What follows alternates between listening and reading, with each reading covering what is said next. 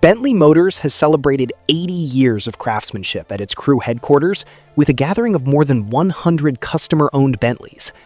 The event also marked the Bentley Drivers Club's 90th anniversary, with 107 vehicles displayed in production order from EXP3 to a 2025 Flying Spur Speed.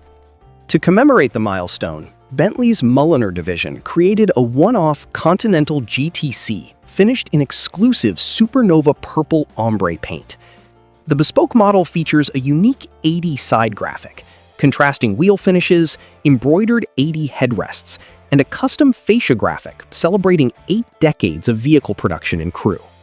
Bentley also highlighted the continued transformation of its Crewe headquarters into its next-generation dream factory, with new manufacturing and engineering facilities. Work is also underway to prepare the site for the company's first electric vehicle, which is due to launch in September.